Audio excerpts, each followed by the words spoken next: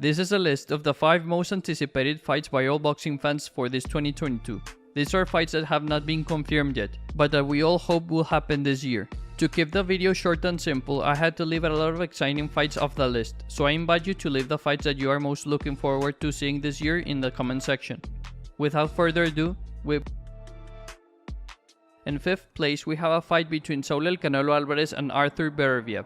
This is an attractive fight for many reasons, because Canelo and Beterbiev are both world champions, because Canelo would be taking the risk of gaining weight once again, because Beterbiev would put his 2 world championships at stake, because Artur Beterbiev is a real monster in his division, and because Artur Beterbiev will be the rival with the most powerful punch that Canelo has ever faced in his entire life. Canelo would be the favorite to win because he has better technique than Beterbiev and because he has faced better opponents. However, no one can deny that Beterbiev, with his power, with his stamina and with his aggressive style, is a great threat for anyone. It must be remembered that Artur Beterbiev has beaten each and every single one of his rivals by knockout. Beterbiev does not know victory by decision. He has beaten 100% of his opponents by a knockout. Beating Beterbiev would be a major achievement in Canelo's career, an achievement that would bring him closer to being the best Mexican boxer of all time.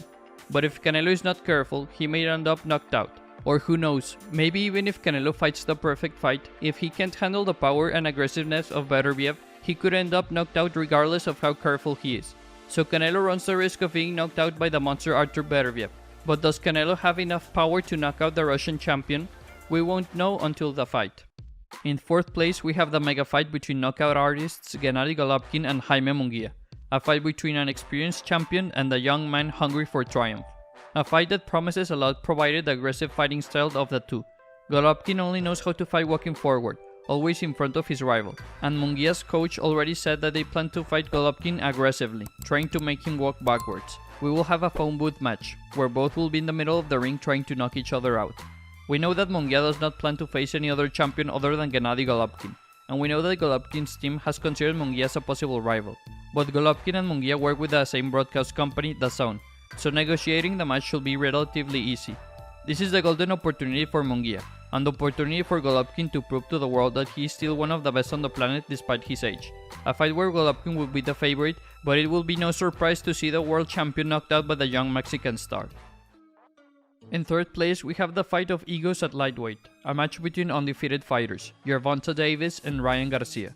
This is one of those fights that transcends championship, records and whatever else. Even if tomorrow someone knocked out Gervonta Davis and Ryan Garcia, a fight between Davis and Garcia would still be one of the most anticipated by the fans.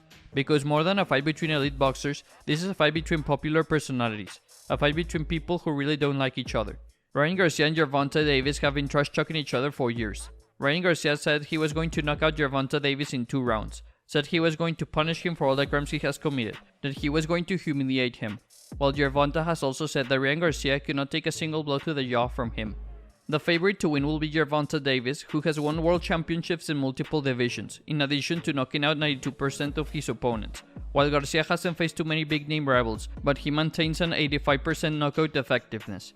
In other words, it is a match between undefeated fighters, both among the best in their division, both with knockout power, both very fast and both very popular with the fans. This is a fight that has everything. It has quality fighters, it has a narrative of enemies, it has famous personalities, and it will have a lot of spectacle. In 2nd place, we have a fight between giants, a fight for all the heavyweight belts, for the undisputed championship of the division, a fight to see who is the best fighter on the planet once and for all. The bout between champions Alexander Usyk and Tyson Fury. This is another match between undefeated fighters. They are both highly technical. Alexander Usyk is arguably the best fighter in terms of technique in the entire division. Usyk knows how to use his legs, feint, use angles, circle around, fight going forward, backwards to the side. Usyk practically knows how to do it all. Tyson Fury is not as good as Usyk in technique, but Fury is still one of the best in regards to technique in the entire division. Fury may not move as smoothly as Usyk, but Fury does it almost as well as he does, and he does it weighing 50 pounds more than him. Which brings us to the next point, weight. In the heavyweight division, any boxer weighing more than 200 pounds can fight. Usyk was a boxer who naturally fought under 200 pounds by the time of his weigh-ins and was gaining an extra 10 pounds by the time of his fights. Today, Usyk steps into a ring weighing around 220 pounds. On the other hand, Tyson Fury is a giant. He is much taller than Usyk and much heavier than him. In his last fight, Fury stepped into a ring weighing more than 270 pounds. The difference between the two is 50 pounds, which should be really alarming for Usyk. So it's a highly technical boxer match. Maybe Usyk has an advantage in technique, but Fury is almost as good as him and he has an advantage in weight, height and reach. A fight to crown the best fighter on the planet, because whoever is the best heavyweight is the best in the world. Before talking about the first place, the most anticipated fight of the year, I would like to mention a few other fights that I think would also be very exciting this year but did not make it onto this list. Naoya Inoue vs Jonriel Casimero, Sean Cepeda vs Josh Taylor, Jermall Charlo vs Demetrius Andrade, Gilberto Zurdo Ramirez vs Dimitri Bivol, Oscar Valdez vs Shakur Stevenson, Amanda Serrano vs Katie Taylor, Clarissa Shields vs Savannah Marshall, George Kambosos vs Devin Haney, Ryan Garcia vs Pitbull Cruz, Gervonta Davis vs Vasily Lomachenko, and Virgil Ortiz vs Keith Thurman. Now, we continue with the most anticipated fight of 2020. In first place, we have the fight that has been the most anticipated fight by the fans for years, the match between the welterweight kings Errol Spence Jr. and Terence Crawford. Crawford for many is one of the top 3 best fighters on the planet. For some, he's the best in the world, and Errol Spence Jr. is also considered to be in the top 5 best boxers on the planet. Both champions, both undefeated, both with power to knock out each other, both with great skill.